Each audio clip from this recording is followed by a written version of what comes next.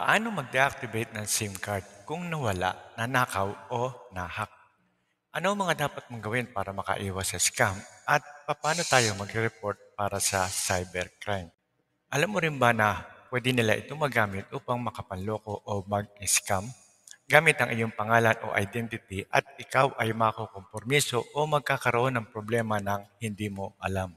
So kahit ano pa ang iyong SIM card, mapa Globe, Smart o dito SIM card, andito na mga paraan kung ano ang mga dapat niyong gawin.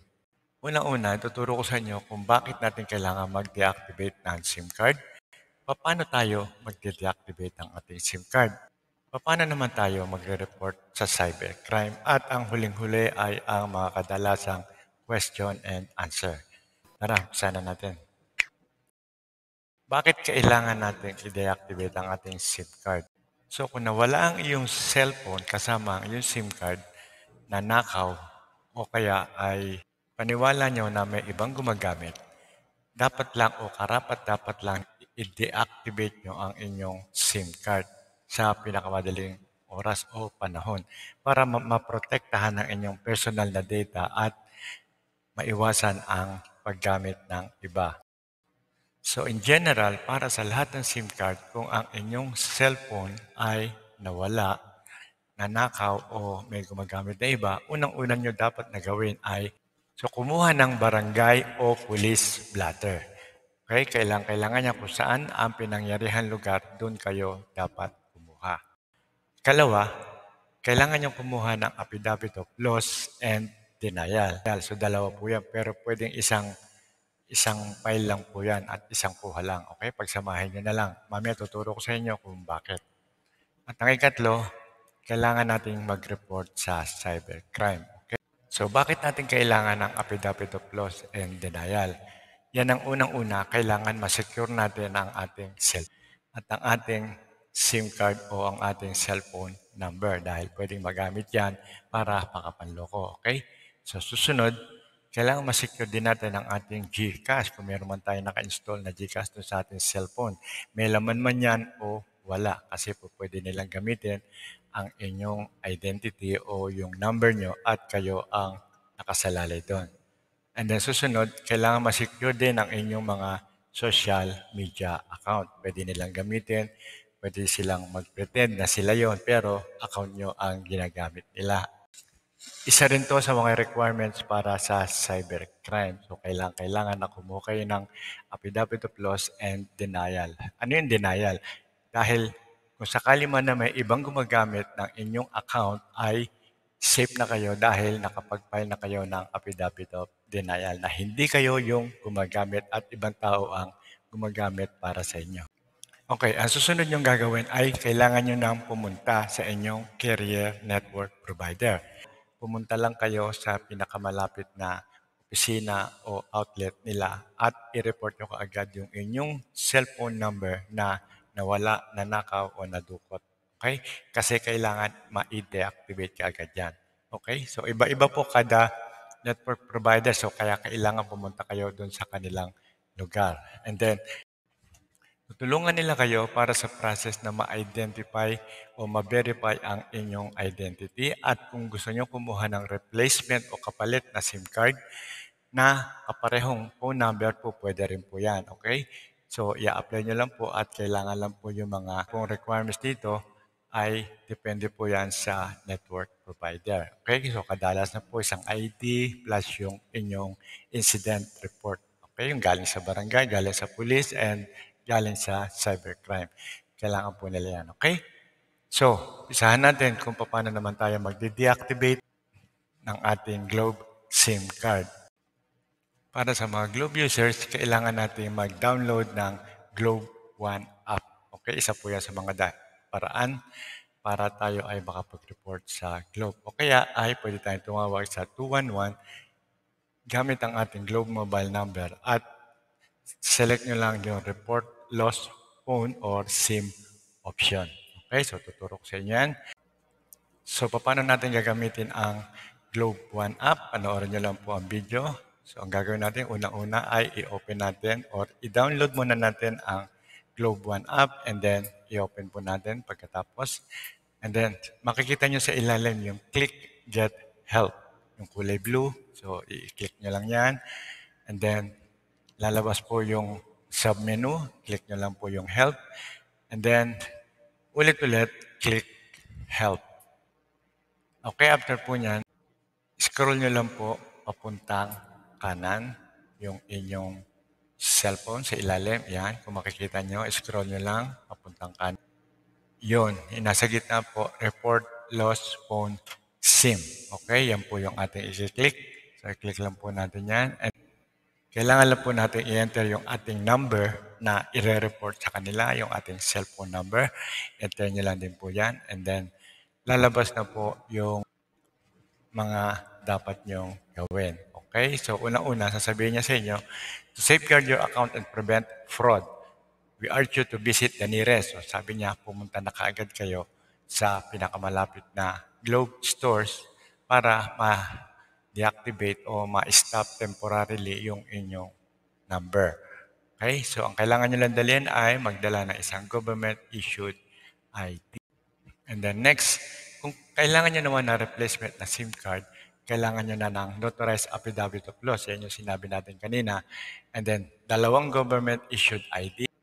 Yung SIM bed o yung pinagtanggalan nyo ng SIM card o kaya ay GCash card ng lost SIM card. Okay? So we can also process your request for replacement. So pwede po nilang palitan na the same number. So ang advantage po nito ay kapag pinalitan nila ng bagong number, automatic po madi-deactivate na yung inyong lumang number. So isa po yan sa mga advantage. Ano? And then, kung gusto niyo naman makita yung mga list ng Globe stores, click nyo lang po yan sa ilalim.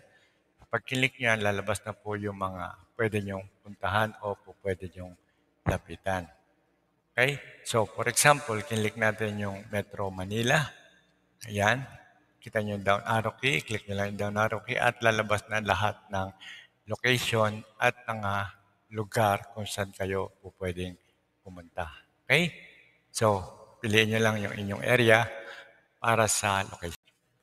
Then kung wala naman kayo access sa internet, pwede rin kayong tumawag sa inyong carrier customer service para lang ma-deactivate agad ang inyong number. Okay? Okay? So para naman sa mga smart ATM card, ano naman ang mga dapat yung gawin? So halos pareho lang din kung paano ginawa doon sa pwede kayo mag-report sa kanilang Facebook page o kaya sa Twitter account. Diyan po sa @smartcares para i-report ang inyong nawawalang mobile phone o yung number. Okay, pwede na kayo mag-dial ng star 888 using a smart number o kaya ay yung local landline. Andiyan po sa ilalim yung kanilang Facebook account at ilalagay ko rin po yan sa description para kukopyahin nyo. Para sa mga postpaid subscribers na lang, ang outgoing calls ay pwede po nilang stop agad. So, once na tumawag kayo, pwede po nila kaagad ma-stop. At pwede niya rin pong i-request pati ang incoming call. So, pareho, outgoing sa incoming calls, pwede rin po nilang stop para sa inyo. Okay? So, to request SIM card replacement, ganun din, pupunta rin kayo sa Smart Store and bring the required documents. So, kamukha po nung affidavit of law, saka ID. Halos pareho lang din po yan. Okay? And then, ang kailangan lang po sa ID, kailangan ay mayroong pangalan, may photo, may ID number, may signature, at may issuing entity kung kanino po galing. Kalimutan, katrabaho kayo, so ID nyo po sa inyong pinagtatrabahuan. So SIM replacement, wala pong bayad yan. Okay, agad. Para naman sa mga prepaid subscribers, pwede rin po kayong bumisita sa Smart Store, sa mga tindahan, para mag-request ng SIM replacement. Note lang po that Smart will issue new SIM. Kaya SIM card lang po ang papalitan ng Smart, pero hindi po yung cellphone nyo. Okay? So SIM card at SIM card number, yun lang po ang kanilang at pwede rin po kayo mag-upgrade ng inyong SIM card kung sakasakali po na nag-decide kayo na palitan. So, papalitan na po nila na upgraded yung pong LTE o kaya ay 5G na SIM kung sakaling luma yung inyong SIM card. Para naman sa mga dito SIM card users, halos pareho lang din naman po ang procedure. Pupunta lang din po kayo sa dito office at nandiyan po sa ilalim ang help center ng dito provider. Okay? Lalagay ko rin po yan sa link para Kukopya. And then, question and answer na po tayo. Number 1, can I still register my deactivated SIM card? So kapag ka ang inyong SIM card ay na-deactivate na, meron pa po kayong 5 days para ma-reactivate ang inyong SIM card. Okay? O kaya kung hindi kayo tumawag within 5 days, automatic po yan, shutdown at deactivated na po yan totally. Okay, next. What happened if my SIM card is deactivated? So ano na mangyayari? Consider dead na po yung inyong SIM card. Pwede nyo na po siyang gupit-gupitin. So kailangan nyo nang bumili ng bagong SIM card para ma-access nyo ang inyong mobile services. Okay, next. Can a deactivated SIM receive messages? Can a deactivated SIM receive messages? Generally, hindi na po. Okay, pagka deactivated na, totally hindi nyo na siya magagamit. Okay, so how do I know if my SIM card is deactivated? Okay, so isa po yan sa mga paraan. Pwede kayong tumawag, pwede kayong mag-send ng text or patawag kayo. Basta po naka-receive kayo ng call o naka-receive kayo ng text, meaning activated pa po siya. Okay? So, gumagana pa. Okay, how do I call Globe Customer Service? So, bibigay ko po dito sa inyo ang Globe Hotline. Pwede nyo silang tawagan at pwede rin kayong mag-dial na 211 gamit ang inyong Globe Mobile o kaya ay 808 naman para sa mga TM users. Ang link nito lalagay ko rin sa description para kokopyahin nyo na lang. Okay? So next, how do I call Smart Customer Service?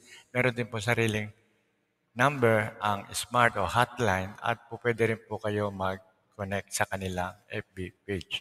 Yan po nasa ilalim, yung Facebook link na yan. Ilalagay ko rin po yan sa description. Okay?